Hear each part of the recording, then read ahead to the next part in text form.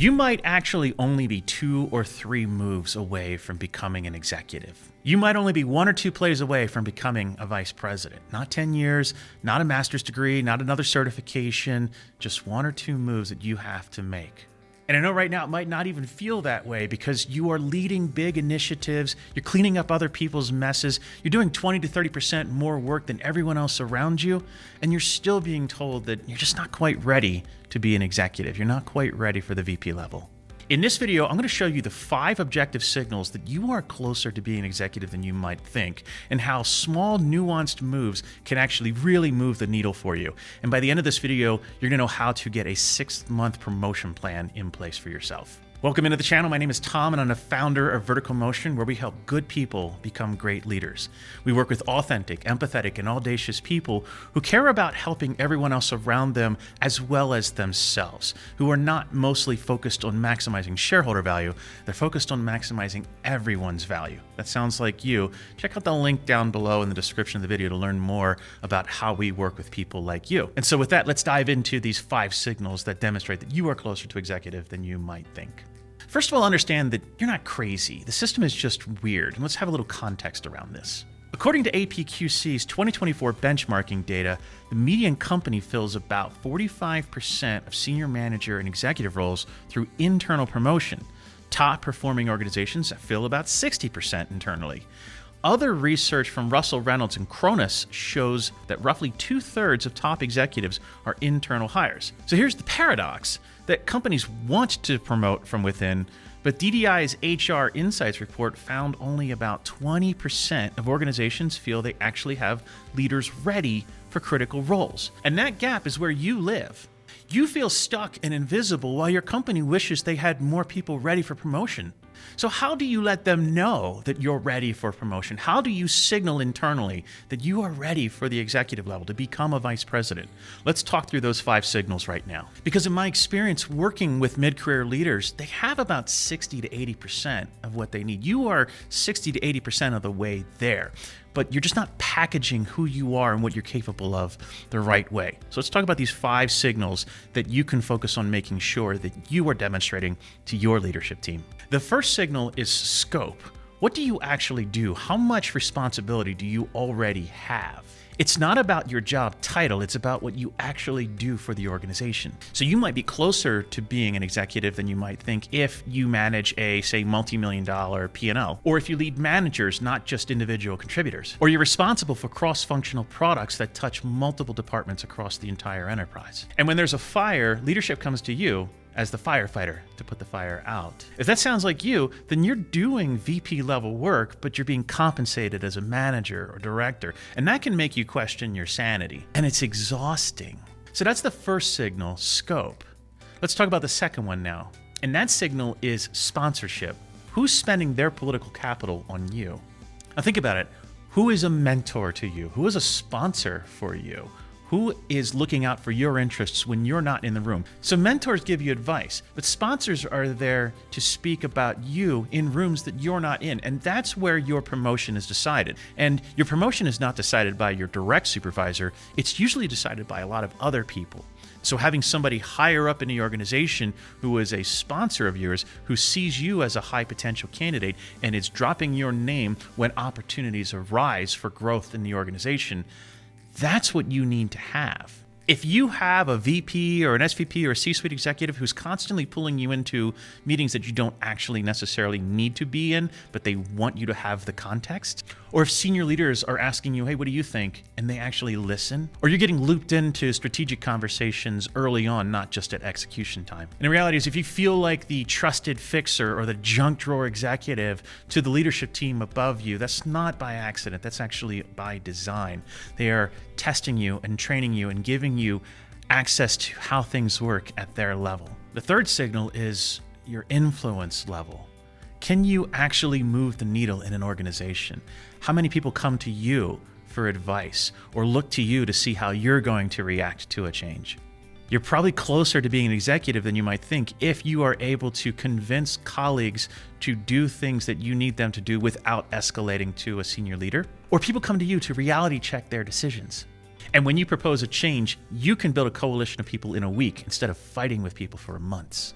So the painful version of this is that everyone leans on you to take care of the things in a messy situation, but when it comes time for promotion, they say, we're just not quite sure how influential you are, how much political capital you have, or we're just not sure if you're ready to take on that level of responsibility. They say those things, and what they're saying is you are doing the things that influence it, but you're not demonstrating your influence to the leadership team.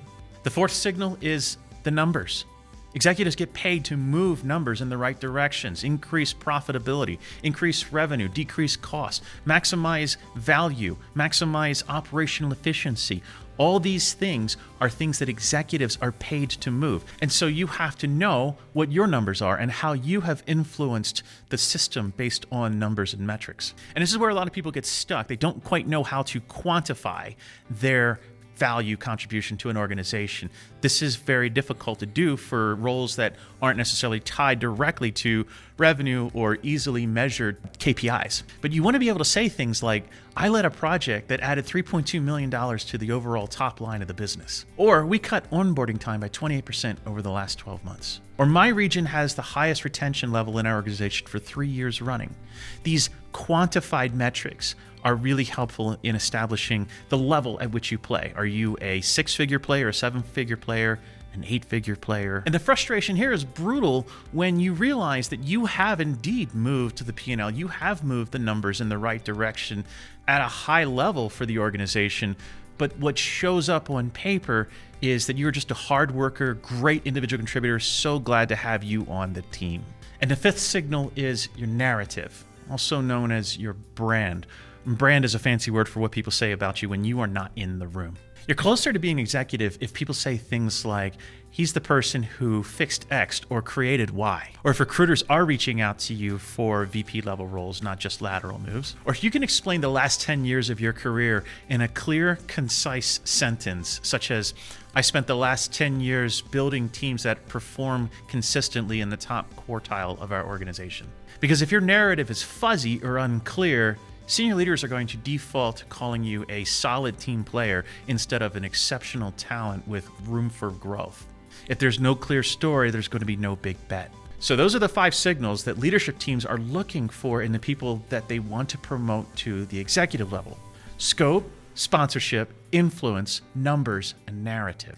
The good news is you don't really need to reinvent yourself. You just need to kind of tweak a few things and make sure that other things that you're already doing are more visible to the leadership team.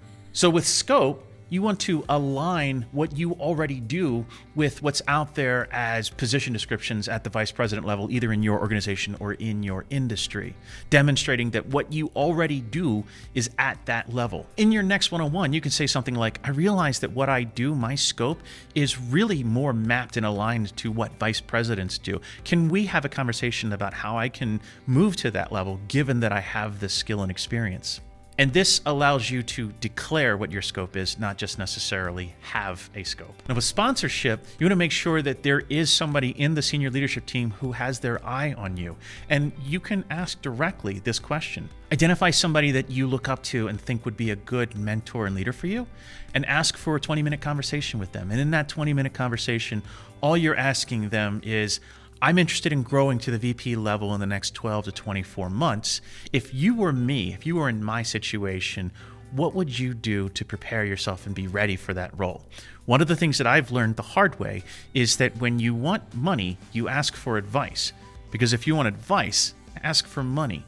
In other words, if you want the promotion, ask for advice about the promotion. If you want advice, ask for the promotion. Does that make sense? Now for influence, this is the hard part for a lot of people. You're going to have to, quote unquote, toot your own horn. Whenever there is a successful project that you were leading, you need to send an email to all of the stakeholders in that project and say, here's where we started, here's what we accomplished, here's what was done, here's how fast it was, and here's who was involved. You want to be spreading the credit to the team members, but you sending that email demonstrates that your leadership influence is on full display. And this builds a paper trail of influence. For numbers, it's pretty simple. pick 3 numbers that you think executives care about. And you can ask VPs and SVPs and senior leadership teams what KPIs matter in your general area of the business. If you're in finance, that's going to be really easy to figure out. Sales, easy. Marketing, easy. Customer support, engineering, those things get a little bit more gooey. But you have to figure out what the metrics are that the executives above you are being graded on so that you can perform well inside of those metrics. If you make a senior leader look good by doing really great things down here, they're going to want to pull you up higher so you make them look even better by influencing more people in the direction that you are setting the numbers. But you got to have the numbers in order for them to know what you're capable of. And finally, with narrative, you have to shift the story. It's up to you. It's your responsibility to take ownership and control of your brand. This is, yes, your LinkedIn profile. It's also the content you write on LinkedIn or don't.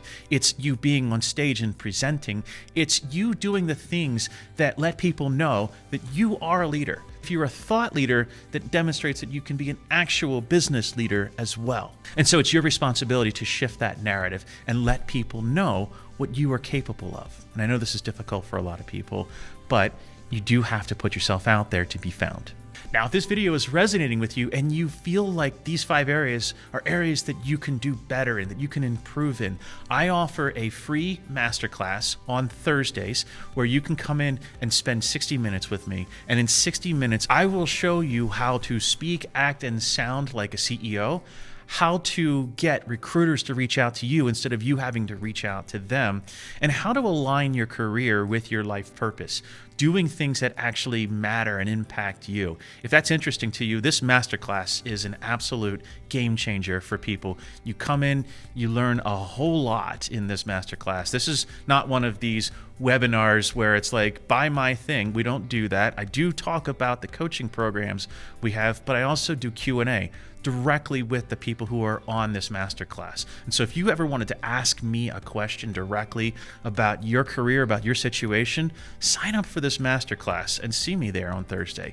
And let's talk about how you can show up the right ways, how you can change your mindset to be more like an executive, and then do the things that actually move the needle on those 5 signals that increase the likelihood that you will be seen as an executive leader. If that's interesting to you, join me in this masterclass. There's a link down below. It's wholeexecutive.com/free masterclass. And if you join me there, I will see you on a Thursday, and let's figure out how we can move you forward in your executive career journey. That's what I have for you today. I hope this was helpful, and I will see you in the next one.